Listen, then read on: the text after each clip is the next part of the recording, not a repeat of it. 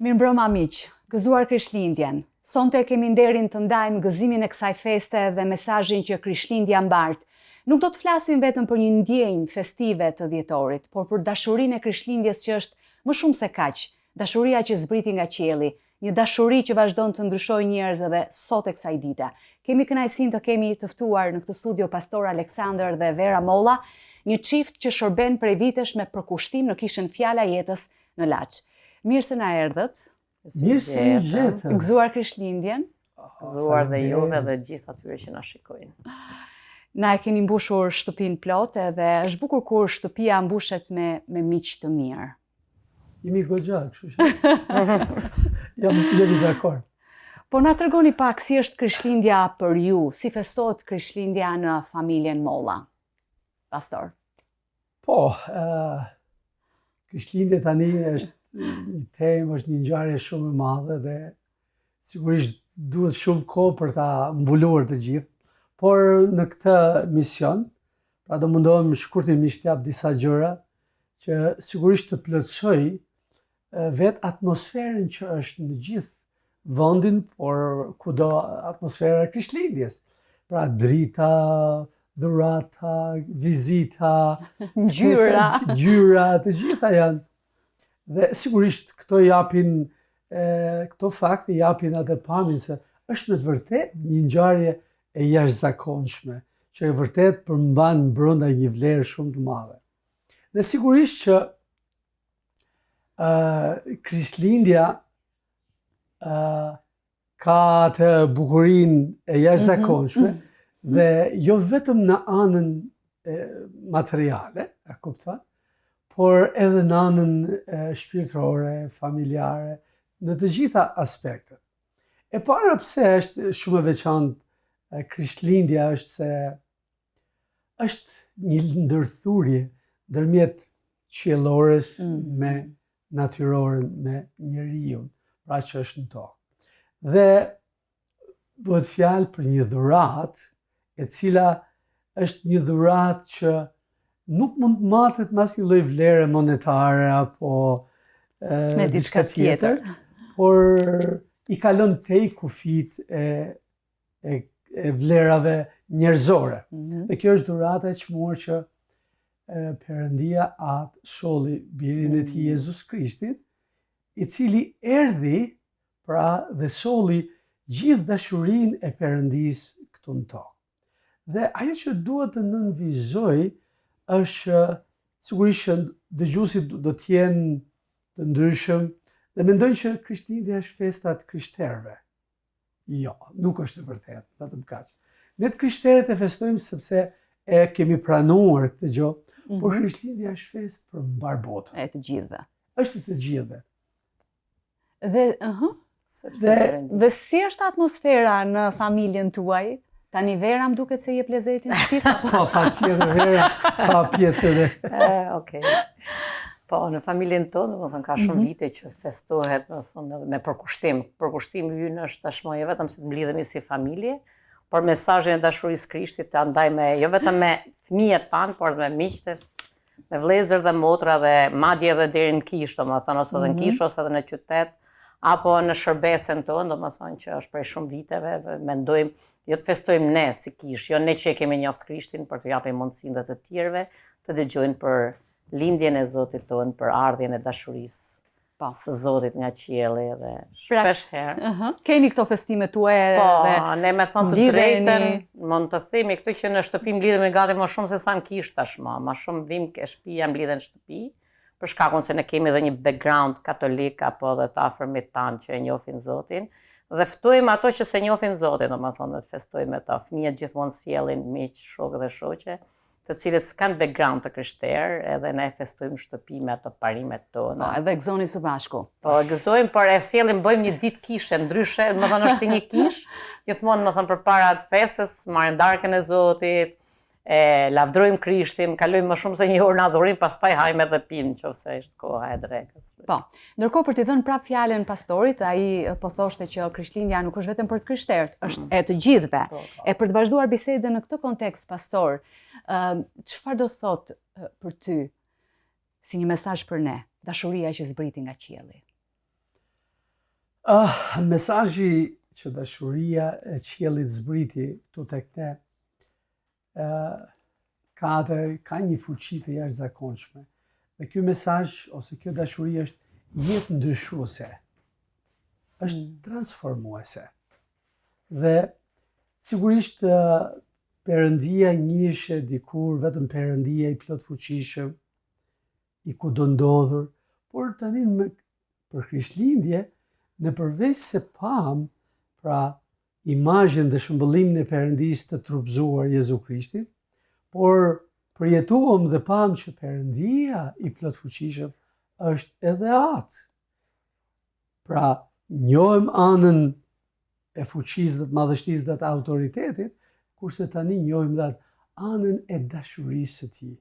Pra një pjesë, një natyrë tjetër që është që kujdeset, që siguron, që është pranë nesh në çdo kohë dhe në çdo situatë. Dhe vetë fakti që Perëndia erdhi nëpërmjet Jezu Krishtit dhe dërgoi birin e tij, e tregon këtë lloj natyre që njerëzit mund ta përjetojnë atë çdo ditë, në çdo vend dhe në çdo kohë. A ka pasur një moment të veçantë në jetën tuaj që ju e keni përjetuar zbritjen e kësaj dashurie? Patjetër që kemi pas shumë raste, sepse gjëja e bukur është që Jezusi është i gjallë. Dhe ai jeton dhe në çdo moment, çdo njeri, kudo që është, pavarësisht racës, ngjyrës, gjuhës, pra ai është prezent kudo që e thrasin dhe e kërkojnë atë. Dhe do të theksoj pak e gjithë këtu. Domethënë, ndërsa ne festojmë Krishtlindjen, domethënë kemi ardhin e Jezusit që u lajmëroa tek Maria dhe ai do të quhej Emanuel, ndryshe që kemi kuptuar Perëndia i madh i fuqishëm, që zotron tokën nga froni i tij kësaj here, ai le fronin, thot Emanuel dhe bëhet me ne, Perëndia me ne. Dhe kjo për mua është mesazhi. Është një mesazh fantastik. Dhe kjo besoj se ndryshon jetën time apo të njerëzve që një Perëndi kaq i madh zgjedh të zbresi tek ne të vegjëlit, tek ne në tokë. Perëndia me ne, Emanuel, Perëndia me ne është. Vazhdoj ta këndoj brenda vetes time këtë Perëndia me ne, Emanuel. Edhe kjo është që bota të kuptoj, ose unë kam kuptuar që Perëndia i qiellit vjen e bëhet një me ne, në këtë tokën apo në të grazhdin apo në të shtëpinë tonë, sa do të madhe apo të vogël. Pikërisht pra. Po, kjo është ajo bukuria dhe e veçanta e Krishtlindjes. Nuk është thjesht se ne kujtojmë një ngjarje që ka ikur tashmë, ka ndodhur një herë, por është një ngjarje që është prezent çdo ditë të vitit, çdo kohë dhe në çdo vend të botës, pa përjashtim. Kështu që çdo njeri mund ta përjetojë, çdo njeri mund ta ndjejë, çdo njeri mund ta shohë veten pjesë të asaj ngjarje. E keni përjetuar në çdo vit të jetës tuaj, keni vite besim. Më lejo që sigurisht e kam përjetuar, por duhet të sjell sot një moment që është vërtet jo vetëm si e kam përjetuar unë dhe çfarë unë kam marrë, por dashuria Perëndisë është një lumë që kur ti e përjeton atë, çfarë ndodh? Ajo kthehet në një lumë që shkon tek të tjerët. Dhe në këtë sens, po sjell një rast ishte rasti i Covidit. Dhe ishte periudha kur çdo gjë ishte e mbyllur, nuk lëvizte asnjë gjë, ishim të detyruar që të ishim brenda nëpër shtëpi. Dhe unë shkova vizitova një familje që ishte në nevojë, pra me aftësi ndryshe, bashkë me tim birë. Dhe thjesht sepse ata ndjeshin vetëm edhe me aftësi të kufizuar. Dhe dola vonë, duke ishte ora 11:30 natës, madje verëm telefonoi dhe më thotë mua, a do vish se u bë vonë? Po i thash, erdha u nisa dhe faktikisht u nisëm dhe dolëm. Kur hypim në autostradë, ishte afër autostradës, kur hypim në autostradë, kur shoh një burr dhe një grua duke ecur në kam. Dhe unë për momentin po nxitoja të shkoja në shtëpi. Po, natën vonë. Po, natën vonë. Po ishte koha rregullore, si Po ishte që s'mo peshe njëri në makinë. As merrshe dot njëri edhe as nuk lëvizje dot. Pa ishte, po thjesht në kundërshtim me çdo gjë, po. Ajo dëshira për të shërbyer, për të qenë pranë njerëzve, sigurisht i kalum ato rregullat, i shkelën. Dhe ti ndalove? Unë kalova, faktikisht. Kalova, sepse po mendoja të shkoj shpejt në shtëpi. Por pasi kalova 100 metra, Zoti, si më thënë fryma, më foli dhe më tregoi dashurinë që ai kishte dhënë mua. Dhe dashuria e Perëndisë është e pamerituar. Pra nuk është sepse ne e meritojmë, por është për atë që ne jemi. Dhe unë u ktheva mbrapsh. U ktheva, ndalova, i pyeta, ishte një bab me bien e tij. Dhe ata po vinin nga Tirana në kamp. Gjithë në rrugën e autostradës. Tiranë dhe po shkonin për në Burrel, kamp. Dhe i them unë ku të shkoni, i pyesun, thot ne shkojmë larg, po deri ku mund na çosh ti? Thash unë shkoj për Laç. Por në momentin që tha, më tregoi që unë po shkoj për Burrel, tregoi historinë se kishte pas një rastëke, dashuria e Perëndisë që ishte domethënë, po sikur ti jesh, çfarë të bëhet? Dhe sigurisht unë ndjeva dhe i thash Verës, Vera, më fal, ndoshta vonom dhe pak flejti. Dhe fjeti kjo. Dhe unë i kisha djalin e vogël me vete. Kur mendon, po çfarë do të më ndodh djalit, si do të ndodh dhe tjera, po thash Zot, unë besoj që ti je Zot dhe ti do të kujdesesh për këtë situatë. Po, ti nuk ishe rastisht aty. Po. Tani ti çove në Burrel? Absolutisht, po. Absolutisht. Fshat Dhe vetëm po ishte në një fshat që do të heci, do të dili jashtë asfaltit, do të hyje matan liçenit. Kur unë çova të asfaltit, thotë unë kam rrugën këtej. I them, po sa kohë, sa larg je? Është edhe një orë thash. Okej. Edhe kështu që e dërgova atje dhe nuk, pra, duhet të them këtë gjë që nuk ka dashuri më të madh, nuk ka gëzim më të madh kur ti përjeton se si mundesh t'ia transmetosh dikujt atë dashurinë e Zotit, kur e shikon dhe ti veten në të njëjtin pozitë që ti e don dikë, as e njihja, as nuk e dija kush ishte, dhe as kisha të kontaktuar në herë më parë. Ky ishte një gjest dashurie. Absolutisht. E në kuadër të festës së Krishtlindjes, në prag të kësaj feste të bekuar, pse besoni se lindja e Jezusit thuhet dhe në fakt është e vërtet, është dhurata më e madhe që është dhënë njerëzimit, edhe pse kjo festë ne duam të marrim dhurata, e na gëzojnë dhuratat. Absolutisht po. Tani e veçanta është se kjo dhuratë është ndryshe, e preka pak është sepse është jetë ndryshuese. Çdo dhuratë që ne marrim nga njerëzit, nga miqt, nga familja të afërmit, është diçka që konsumohet. Diçka që ne e duam përsëri. Plotëson një nevojë të momentit, por nuk është e përhershme. Ndërsa dhurata e Perëndisë që erdhi është një dhuratë e përjetshme. Kështu që duke e pranuar dhuratën e Perëndisë që është Jezu Krishti, Biri i Perëndisë, pra, ne pranojmë jetën e përjetshme. Ne pajtohemi me Perëndin dhe bëhemi pjesë e mbretërisë së Perëndisë. Dhe atëherë, duke qenë pjesë e kësaj familjes së Perëndisë, ne marrim, ne përjetojmë, ne shijojmë gjithë bukurinë, gjithë dashurinë, gjithë bekimin e Perëndisë që ka për njeriu. Lavdi Jezusit. Ndërkohë, Vera, cili do të ishte një gjest ose një veprim, sado i vogël dashurie, që ne mund ta bëjmë për njerëzit, për ata që kemi pranë këtë prag Krishtlindje? Kush do të ishte për ty, për shembull? Tani nuk kam, unë besoj se për ne që kemi shumë vite që ecëm me Zotin, domethënë gjërat që mund të bëjmë janë të shumta, domethënë që nga dera, që kur del ke dera e shtëpisë, që kur takon njerëz në rrugë, pa llogarit dhe misionin që ne jemi bërë pjesë e misionit të Zotit që të prekim zemrat e njerëzve me dashurinë e Krishtit, dhe është në çdo vend ne gjejmë mundësi për të qenë afër njerëzve në kohë të ndryshme, duke filluar që tek jetimet, që tek vejushat, apo tek njerëzit që kalojnë në smundje të ndryshme, ne kemi kaq shumë për të bërë për ta. Është një fjalë që vërtet nuk e di se sa shumë kemi edhe sa shumë nevoja ka për rreth nesh. Një buzëqeshje, një dashuri, edhe për mua është më e madhe që të njohin Krishtin dhe dashurinë e tij, domethënë që Perëndia zgjedh në këtë kohë Krishtlindjesh. Domethënë ndërsa ndezim dritat e pemëve, më mirë ndezim zemrat e njerëzve me dashurinë e Krishtit. Si e keni parë ju këtë dashuri të Zotit, të punoj në komunitetin e Laçit?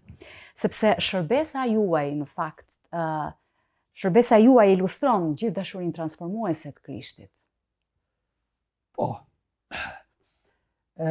është vërtet që pothuajse bën 30 vjet që ne e manifestojmë, e përcjellim dashurinë e Krishtit në qytetin e Laçit ku Zoti ne na ka vendosur. Dhe ne jemi aty pikërisht për këtë qëllim, për t'ju transmetuar njerëzve dashurinë e Krishtit. Jo vetëm nëpërmjet ndihmave sociale, nevojave duke i përmbushur, siç edhe Vera tha, që jetimët, të varfrit, njerëzit që janë pas tre, t'ju ofrojmë të gjitha këto gjëra. Por ajo që është më e rëndësishme është që ne t'ju japim mesazhin e dashurisë, që është pra mesazhi i Ungjillit. Se Jezusi i don ata njerëz, se Jezusi ka një plan për jetën e tyre. Ata nuk janë të harruar, ata nuk janë të braktisur, ata nuk janë, si thonë, second hand, nuk janë dorës dytë, pavarësisht nga përballja me cilën ato përballen, dhe kështu që për këtë arsye njerëzit e kanë parë këtë gjë, që ne u kemi transmetuar atyre, dhe në çdo kohë ata vinë, trokasin tek ne për çdo nevojë, edhe sigurisht dhe për lutje mjaft njerëz, që sepse e dinë se këtu, kjo qendër, të kjo kish, ata gjejnë dyert e hapura, dhe ata ndihen, e thonë, e shprehin vazhdimisht që atë që bëni ju asnjë nuk e bën. Po ndërkohë Vera, mund të na tregosh pak më konkretisht të dashurinë të Krishtit, këtë dashuri transformuese që thash pak më parë, ju e keni përcjell tek njerëzit me vepra, keni ndihmuar me qindra mijëra familje në gjithë këto vite. Me çfarë konkretisht? Okej, neve jemi aty prej shumë viteve. Zoti na ka bekuar, na ka mbushur duart plot nga miq dhe vëllezër, motra, kishave të ndryshme apo dhe misionarëve të ndryshëm. Neve kemi patur programe me të cilat për disa kohë kemi ushqyer të varfrit, pas tërmetit, pastaj kemi kthyer dhe më shumë japim ndihmë fëmijëve me aftësi ndryshe ose me aftësi të kufizuar, kurse edhe të rriturve me aftësi të kufizuar, ne bëjmë fizioterapi, falas edhe logopedi apo ofrojmë të gjitha këto dhe kemi po ashtu edhe after school, po ndërkohë që neve takojmë këto fëmijë apo të rritur me aftësi ndryshe, ne kemi fatin të takojmë dhe prindrit të afërmit e tyre, madje dhe kushrinjt dhe farefisat e tyre, që ne kemi mundësi t'ju japim përveç se kujdesin social apo ushqimin apo diçka tjetër, kemi mundësi t'ju japim edhe ungjillin. Dhe kjo është, mendoj se jo kjo është, por mendoj se neve mund të shërohemi dhe do vdesim përsëri.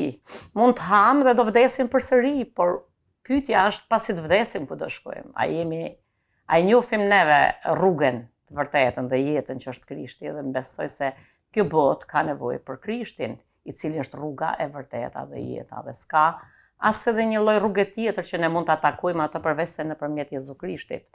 Dhe është një mision i cili është mbi shpatullat tona, është në mendjen tonë, është në zemrën tonë, që ne çdo ditë duhet jo t'japim bukën që me një ditë, po bukën që jep jetën e përjetshme, apo t'japim ndihmën që ju jep jetën e përjetshme, që ajo është vetëm në Jezu Krishtin. Po, sepse gjitha gjërat tjera janë të shkoshme. Gjithë një rast konkret. Për një, mendoj se mbrapa, një ideja se kishim një pyetje që po komuniteti të tjerë kanë arritur të bëjnë diçka për neve ose për të bashkohen me neve, ishte një dëshmi të cilën po e ndanim me Sandrin, se para disa ditëve bëm një takim me aleancën e Veriut, gjithë pastorët, edhe ne si kish do t'i pritsim ato, edhe hodhëm një pyetje në kish se kush don të përfshihet. Edhe rregullisht për shkak se thash ne kemi patur dhe kemi gatuar ndonjëherë nga gjërat që na japin të tjerët, po kësaj here morëm vendimin që ne do të bëjmë diçka. Dhe ajo që më habiti dhe që ishte pjesë e komunitetit apo e kishës, 2 gra që dikur erdhen që po kërkonin bukë ose ishin shumë të varfra apo që ne i ndihmonin për shumë vite me radhë, tashmë thanë jo, ne do të gatuajmë, ju s'keni nevojë na Sollën vetë diçka. Sollën vetë, po jo pak, por të bësh ushqim për 25 vetë. Do më thonë, nuk është një shpenzim i vogël, është ndoshta tamam një pako e madhe ushqimore, më thonë me shuma, që ato bën për pastorët, për kuptuan që neve du t'japim diçka nga jeta jonë. Dhe kjo është të mbjellësh dashurinë komunitet dhe ato ta kuptojnë. Sepse lumturia jonë, ose ne që jemi prej shumë viteve në kish, nuk është që ne po bëjmë gjithçka për të tjerët. Nëse ti gjithmonë je duke dhënë, por kupton që s'ke prekur zemrën e të tjerëve, ose s'janë prekur nga Zoti akoma, aty të vjen keq, sepse duket se ai burimi ose ai lumi që ka kaluar se kanë prekur, sepse kur ne prekum lumin e Zotit, ai na jep jetë, thot Bibla. Edhe ne kuptojmë që atë lumin që ka ardhur nga Zoti na ka prekur neve, e kemi derdhur të tjerët dhe të tjerët përsëri kanë marrë nga lumi i jetës ose nga fryma e shenjtë. Janë mbushur dhe derdhin. Sepse Bibla tregon shumë qartë që kush jep, kush vadit, do të vaditet gjithashtu. Edhe ajo është një lloj për ti merr mbrapsht. Jo ne personalisht, por ne kuptojmë që të tjerët janë përkrah teje dhe kanë prek fronin e Zotit, ose kanë prek Zotin, edhe Zoti ka filluar të bëj rrugë në zemrat e tyre që dhe ato të jenë misionar një ditë, ose ajo është një mision tashmë. Po, edhe më kujtoni atë vargun biblik që të bekuar për të qenë bekim. Ju jeni të bekuar për të qenë bekim. Dhe keni qenë dhe do t'jeni bekim.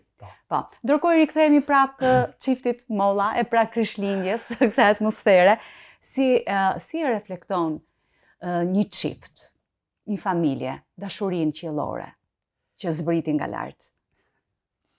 Ne dim tashmë dhe kemi, besoj shumë njerëz kanë lexuar dhe dashuria është shumë e gjerë, pra nuk ka vetëm një lloj dashurie, dashuria ka shumë lloj dashurisë. Dhe dashuria në çift është një dashuri e veçantë që mund të them prezanton ose manifeston atë lidhjen edhe ndërmjet personit, njeriu dhe Perëndisë. Dhe lidhja në martesë nuk është ose dashuria martesore nuk është që çfarë unë mund të marr nga tjetri. Dashuria e vërtet martesore është çfarë unë mund t'i jap tjetrit. Dalim prapë te kjo marr dhe jap. Patjetër. Pra ne kemi marrë nga Zoti. Dhe po ta themi, fjala e Zotit thotë, kush ka gjetur një grua, një bashkëshortë ose një bashkëshort, ka marrë një dhuratë nga Perëndia. Pra ne kemi marrë, unë e kam marrë këtë dhuratë. Tani jam mbushur, jam plotësuar, dhe tani unë çfarë bëj? Nga ana tjetër Perëndia më jep mua dhuratë që t'i bëj bashkëshortes ose bashkëshortit, pra, edhe kështu që ne jetojmë për duke i dhënë njëri tjetrit. Dhe gëzimi ynë nuk është kur ne marrim nga njëri tjetrit, po kur ne japim njëri tjetrit në jetë. Dhe kemi nevojë vera ta shohim këtë formë familjet tona, që duket se familja shqiptare nuk është në ditët e saj më të mira, por ka ende shpresë. Po, amen. Po, mendoj se është mos e vërtetë që thotë Aleksandri, duke dhënë edhe duke marrë është dashuria e Krishtit. Pra ne po flasim për një Zot që nga qielli jep më të mirën e tij për neve, aq më tepër dhe neve duhet t'i japim më të mirën tonë. Ndonjëherë ne nuk mund t'japim nëse nuk e bëjmë, nuk e kemi vetë, sepse ne kemi aq sa bëjmë, nëse ne nuk bëjmë dot s'kemi, do të thotë, akoma s'kemi marrë atë mbushullin që thotë fjala e Zotit. Kështu që ne ndiem bekuar pas 35 viteve së bashku. 35 vite martesë. 35, i kemi lënë 35 edhe jemi në të 36-in vit, vërtet është Krishti ai që na bashkon, është fjala e Zotit. Mbaj mend që në fillim, domethënë pasi u kthyem ke Zoti, vendosëm që mos pyesim as kërkën, po të kemi Biblën edhe shkrimin e shenjtë së bashku, për te asaj që lavdi Zoti, që ne Zoti gjithkund na jep mentor, na jep njerëz të vjetër, të rritur, të cilët kanë ecur me Zotin, kanë ecur me Jezusin, kështu që ne kemi çfarë pyesim, sikurse marrim edhe japim tek të tjerët. Dhe ju në fakt e reflektoni dashurinë e Zotit brenda jush si çift, është e dukshme. Raste që Lavdi Zotit. bëjmë në sharë edhe na. Është një gjë shumë interesante dhe duhet ta prek pak këtë. Po flas për ato momente se ndodhin. Po, shumë njerëz mendojnë që një çift do të shkojë mirë për sa kohë, kur personi, partneri do të bëjë çfarë më pëlqen mua. Pra nëse i plotëson ka këtë, dhe ka një seri gjërash, por unë duhet të them këtë gjë. Nëse sot për shembull, nëse unë do të arsyetoja ose do të kërkoja sikur kërkojnë njerëzit, a ka bashkëortja ime këtë, a ka këtë, era nuk do të ishte për krah meje sot. Por edhe dhe sigurisht dhe tani që unë ka 35 vjet që e njoh, prap kam mjaft gjëra të cilat akoma asnjë s'ja kam plotësuar asaj dhe ajo nuk mi ka plotësuar mua. Por ne vazhdojmë të plotësojmë njëri tjetrin, por dashuria e Zotit është ajo që i plotëson të gjitha. Të gjitha, amen. Dashuria që zbriti nga qielli. Absolute. Pastora, mund të na thuash pak nga ana jote që ne si të krishterë, sa herë që Krishtlindja vjen, duhet të ulemi një herë të reflektojmë për ca gjëra, të kalkulojmë ca gjëra. Cilat janë ato gjëra që ti mendon se vërtet ne duhet të reflektojmë si besimtar? Po, është shumë e vërtet. Dhe mendoj që jo vetëm kur vije Krishtlindja, po ne vazhdimisht duhet në këtë proces. Po, vazhdimisht ne duhet që të ulemi të meditojmë për atë çfarë Perëndia ka bërë për ne dhe të reflektojmë lidhje me këtë gjë. Duke e parë që kjo dashuri është e pamerituar. Është e paarritshme, pra nga ana njerëzore, nuk mund ta blesh, nuk mund ta fitosh. Është një dhuratë e jashtëzakonshme e shprehur nga Perëndia për ne. Dhe për këtë arsye që ne ta reflektojmë këtë gjë, që ne ta reflektojmë këtë lloj dashurie, është që ne kemi pranuar s'pari vetë këtë gjë. Pra ne jemi mbushur me lumin e gjallë të Perëndisë dhe ky lum atëherë transmetohet tek të tjerët. Dhe çfarë ndodh? Kur ne ulemi dhe meditojmë në këtë gjë, sepse një ndër pikat e dobta ne si njerëz është kjo që mundohemi të ngrejmë lart atë krenarin tonë. Po unë kam qenë njëri i mirë, po vi nga një familje e mirë, po unë kam shërbyer këtu, unë kam bërë këtë. Dhe shpesh këto gjëra e minimizojnë vlerën e dashurisë së Perëndisë ndaj nesh. Dhe duket sikur ne meritojmë tashmë, e kemi fituar vetë nga backgroundi ynë, për shkak familjes, kam qenë prerë i krishterës. Por kur ne dhe unë besoj, kur ne kthehemi dhe meditojmë dhe analizojmë veten tonë, është një dashuri e jashtëzakonshme e cila ka bërë që ne të jemi ato që jemi sot, ne të kemi ato që ne i kemi sot, jo sepse i arritëm ne, por Perëndia na i dhuroi nëpërmjet Jezu Krishtit, birit të tij. Vera, për çfarë, diçka nga zemra, për çfarë do ishe mirënjohës e Zotit në këtë pra Krishtlindje? Ndoshta ai është për shumë gjëra, por diçka më specifike. Një gjë. Shiko, unë vazhdoj të besoj dhe të jem mirënjohës e Zotit njëherë për shpëtimin, për jetën e përjetshme që është në Jezu Krishtin, pa llogaritur kishën, familjen, vendin ku jetojmë, unë jam mirënjohës e Zotit për gjithçka ka bërë në jetën time, dhe po vazhdon me bë, dhe janë kaq shumë sa s'mund t'i numëroj, por që jam mirënjohës e Zotit çdo ditë, çdo sekond për burrin. Një gjë e parë që gjithmonë kjo është shumë e rëndësishme. Zotit jam mirënjohës për burrin që kam. Ky ishte deklaratë publikisht. Jam mirënjohës Zotit, sepse ai ka qenë i mirë me mua. Pra duke kuptuar që Zoti na ka dhënë kaq shumë dhe kur nuk e meritonim, dhe kjo është dashuria e Zotit. Nëse kemi dashuri të dashurive nga më të ndryshmet, dashuria e Zotit është një hir që se meritojmë, por ai na don.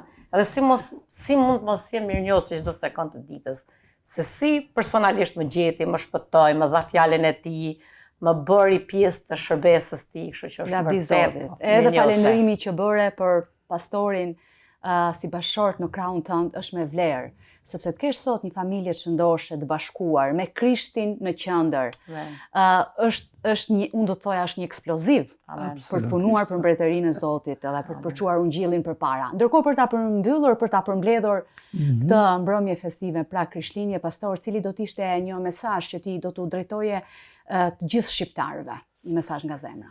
Po, mesazhi im është i thjeshtë dhe i shkurtër, pasi vetë Krishtlindja ka mesazhin brenda, dhe duhet të ndaj një shkrim që është tek Mateu 11, nga rrjedhti 26, dhe është një shpallje që nuk e gjejmë në asnjë lloj besimi tjetër as gjikundi, ku Jezusi thotë: Mua më është dhënë në dorë, mua më është dorëzuar gjithçka nga Ati. Pra, dhe ai vjen dhe mesazhi që Jezusi erdhi për çfarë? Të sjell gjithë këtë bollëkun, gjithë plotësinë, gjithë bukurinë dhe gjithë dashurinë dhe kuptimin e jetës të t'ja u sjell njerëzve. Dhe ai jo vetëm që deklaron këtë dhe i thot çdo kujt, pra që gjithçka më është dhënë në dorë nga Ati im, por ai thot ka dhe ftesën brenda që i thot çdo kujt: jeni tek unë, ju gjithë të lodhur, jeni të munduar, e keni provuar në gjitha mënyrat, keni paguar, keni shpenzuar, por përsëri keni ardhur në përfundimin që jeni përsëri bosh. Akoma ju s'keni arrit dhe s'keni marrë atë që ju vërtet po kërkoni. Por Jezusi thot: jeni tek unë. Gjithçka është në dorën time. Paqja, gëzimi, bekimi, por mbi të gjitha edhe përjetësia është tek unë. Prandaj, kjo ftesë sot është për çdo njërin, nuk është për një fe të caktuar ose për një lloj besimi të caktuar, por është për çdo njeri, për çdo lloj ngjyre, race, kombi dhe kudo që është. Dhe Jesu ju fton ju: jeni tek unë.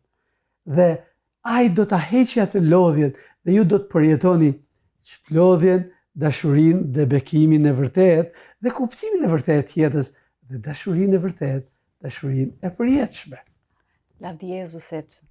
Emri Jezus, Krishtlindja, dhurata më e bukur që mund t'i bëhet dikujt. Amen. Po. Ju falenderoj shumë nga zemra, gëzuar edhe një herë Krishtlindjen. Faleminderit për mirësinë që përcjellni dhe për punën e mirë që jeni duke bërë në Zotin. Edhe ne ju falenderojmë shumë ju, dhe për ne ishte privilegj dhe të ndajmë atë përjetimet tona, nuk ishte thjesht, por ishte përjetime që ne i kemi përjetuar gjatë besimit dhe ecjes tonë me Zotin Jezus. Faleminderit. Faleminderit Vera. Faleminderit juve, Radio Shtatës, që qëndroni për të drejtën, për të mirën. Për zërin e vërtetës. Amen. Për zërin pozitiv. Lavdi Jezusit. Faleminderit. Miq, Krishtlindja është një kujtesë se Zoti nuk na la vetëm. Erdhi vetë për të bërë shpresë, për të bërë dritë dhe transformim. Ne urojmë që secili që na ndjek në këto momente të përjetojë këtë dashuri të gjallë në zemrën e tij, në familjen e tij. Ne do të kthehemi pas pak me një tjetër panel për Krishtlindjen.